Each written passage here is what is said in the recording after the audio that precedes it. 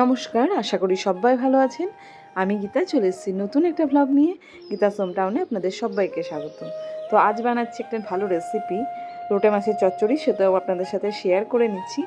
মানে অনেক দিন ধরে ইচ্ছা হচ্ছিল যে একটু লোটে মাছ খায়, আর বোন অনেক দিন ধরে বলছিল, বাড়িতে উঠছি বলছিল, আবার ছোটনও বলছিল।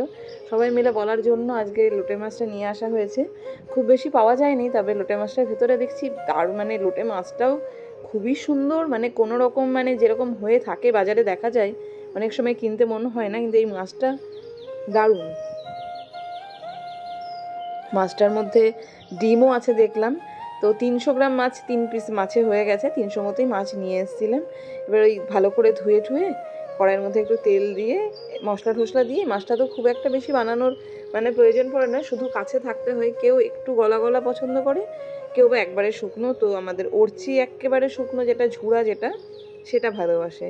সেই জন্য পেঁয়াজ রসুন আর ধনে পাতা, টমেটো, কাঁচা লঙ্কা এটা দেওয়ার পরে ভালো করে ভেজে নিয়ে এর মধ্যে টমেটোটা দিয়ে দিয়েছি।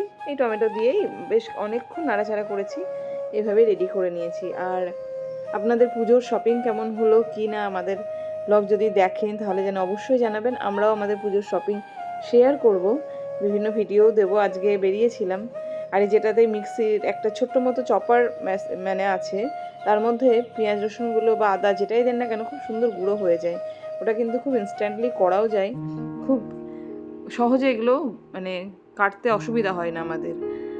তো পুজোর জন্য আমার একটা শাড়ি নিয়ে এসেছি, সেটা আমার খুব একটা ভালো লাগছে না, কারণ কি আমার অলরেডি রেড কালারের একটা শাড়ি আছে, কিন্তু আর সেমই প্রায়, কিন্তু এই শাড়িটাও পছন্দ হয়ে গেছে। এবার সেম কালার বলে অতটা নিতে মন হচ্ছে না, কিন্তু নিয়ে এসেছি। আর লাস্ট ডেট হচ্ছে 2 তারিখে নিয়েছি, 3, 4, 5, 6, 7 মানে 7 তারিখে আমাকে রিটার্ন করতেই হবে। তার আগে অবধি আমাকে বাজারে গিয়ে একবার দিয়ে আসতে হবে এবং একটা শাড়ি নিয়েও আসতে হবে।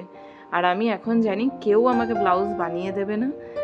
আমার আগের কোনো ব্লাউজের সাথে বা কোনো একটা বাজার থেকেই কিনে নিতে হবে, বা আগের নতুনই ব্লাউজ যেগুলো এখনো ইউজ করা হয়নি, সেই ব্লাউজের সাথে বা বাজার থেকে যে কোনো একটা ব্লাউজ এনে আমাকে কিন্তু সেই ব্লাউজের সাথে এই ড্রেসটা পরতে হবে, মানে শাড়িটা।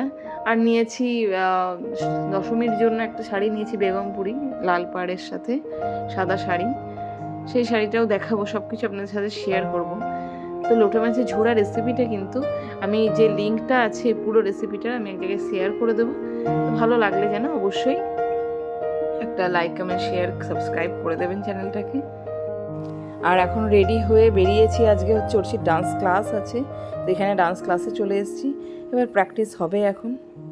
আর ডান্স ক্লাসের পরে বললাম যে চল ড্রেসটা চেঞ্জ কর, একটু শপিং মল যাই, কারণ কি কিছু কেনাই হয়নি, মানে আমাদের ওরচি ছোটনের শপিং হয়েছে, আমার কিচ্ছু হয়নি বলে একটু শপিং মলে চলে এসেছি। এদিক ওদিকে একটু দেখবো, কেনাকাটা করবো। আর জুডিওতে চলে এসেছি। জুডিওতে প্রচুর মানে রিজনেবল প্রাইসে প্রচুর কালেকশন আছে এখানে, মানে পুজোয় পরা যাবে এমন জিনিস পাওয়া যায়। তো চলুন শপিং করে নিই। আর যদি ভালো লাগে ভিডিওটা অবশ্যই একটা like, comment, share and subscribe করে দেবেন।